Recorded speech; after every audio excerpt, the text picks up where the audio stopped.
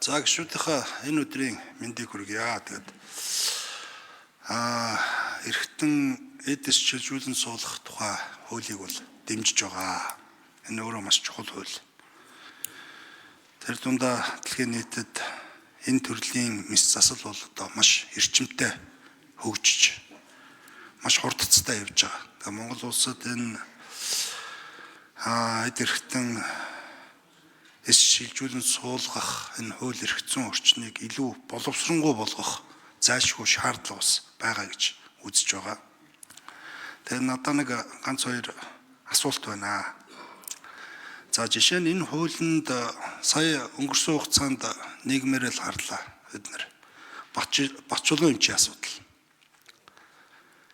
Яг энэ төрлийн бачуулан эмчийн асуудлыг бол энэ хууль эрх зүйн зохицуулалт тааруугаас болж би асуудалд орсон гэж ойлгож байгаа. Нийгэмдс бас тэгж харж байгаа. Тийм учраас яг бачуулан эмчийн энэ асуудалд орсон энэ чиглэлийн зохицуулалт энэ хуулинд орсон уу? Би нэг амьгүй нонрын чиглэлийн асуудлыг тодруулж байгаа шүү. За нэгдүгээр асуулт. Хоёр дахь асуудал амьгүй донорт хуулийн төсөлд орсон байлаа. Амьгүй донорт ар гэр бүлд нь хөдөлмөрийн өсний доод хэмжээг 10 дахин одоо өсгсөнтэй адилтгаж одоо тэтгэмж олгоно гэж. Энэ яг одоо юуг үндэслэж ямар тооцоо судалгаан дээр хөдөлмөрийн өсний доод хэмжээг 10 дахин нэмэгдүүлсэнтэй адилтгах энэ тэтгэмж өгөхөөр ямар тооцоог үндэслэж энэ тооцооллыг хуулийн төсөлд оруулсан юм бэ гэж энэ хоёр дээр бас мэдээлэл өгөөч. Хууль санаачлагч Жигжид Сүрэнгийн чин бүрэн. За Отгон баяр гүшинд баярлалаа. Чухал асуудал хөндөж байна. Өнгөрсөн одоо бүтэн жилийн хугацаанд бид одоо амьгүй донороос эргэтэн шилжүүлэх үйл ажиллагаа тасалдаад бачуулгын эмчтэй холбоотой энэ мэдээлэл нийгэмд буруу мэдээлэл болж хүрэгдснээс энэ тусламж үйлчилгээ бүр гацчаад байгааг та бүхэн мэдж байгаа. За энэ дээр хуулийн гол бас нэг том дутагдaltaй зүйл юу гэсэн гэхлээр нийгмийн даатгалын шимтгэл төлдөг иргэнд оршуулгын зардлыг 3 дахин нэмж өгнө л гэсэн ийм заалт байсан.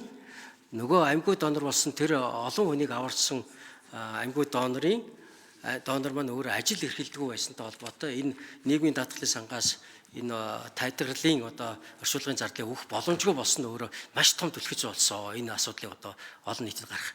Тийм учраас энэ асуудлыг даатгал төлөгчөөс үл хамааран гэж бид одоо хуулиндаа бас оруулж байгаа нь энэ одоо алдааг засж байгаа л одоо том хуулийн гаргалгаа гэж бас харж байгаа.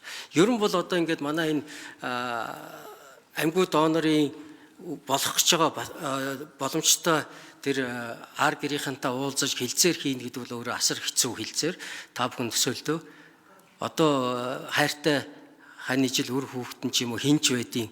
Аваар асалд орчоод эсвэл харуулж хигдээс болцоход тэгээд одоо зүрхийн хүчээр машинаар ажилуулад за одоо энэ хүн цаашдаа амьдарч чадахгүй нэ энэ хүний эрхтнийг авч олон өөр улсуудыг аврая гэд хэлэх тэр хилцээр өөр асар хүнд байдаг.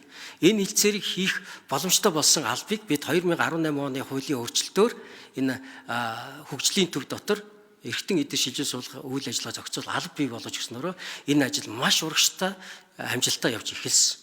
Тэгээ ганцхан тэр нөхцөл байдлаас болоод бүтэн жил одоо энийг хийж чадахгүй болоод жил болгон одоо эргэтэн хүлээж байгаа 1400 гаруй иргэд энийг одоо хүлээж чадахгүй амь насаа эрсдээд өнгөрч байгаа явдал нь том харамсалтай юм аа. Тэгээ энийг тооцоол хаанаас гарсан бэ гэдэг та өөр хариултыг баг шууд асуучлаа. Тэгэхээр энэ 10 дахин нэмж байгаа асуудал нь тооцоол ерөөсөө оршуулгын зардал.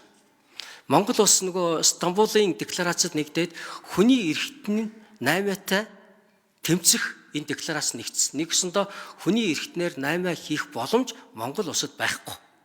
Одоо ч байхгүй. Одоо энэ хүчилж байгаа хуулиарч байхгүй. Тэгэхээр энэ декларацийн хүрээнд бид ямар нэг байдлаар урамшуулал өгөн авч болохгүй.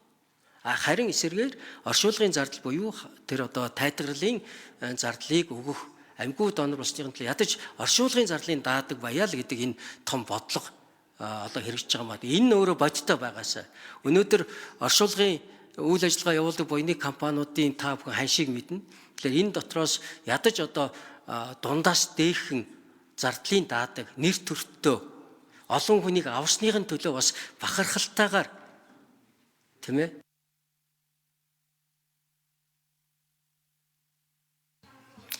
За Отгонбаяр гишүүн нэмж тодруулъя. За би энэ 10 дахин энэ тэтгэмжийг 10 дахиныг бол бага байна гэж бодож байна. Энийг нэг мөсөн нэлээд ахиулаад 10 дахин биш бүр 100 дахин болгосон ч болно шүү дээ. Яг тэгвэл амьгүй донор бол одоо маш олон хүний амь аварч байгаа.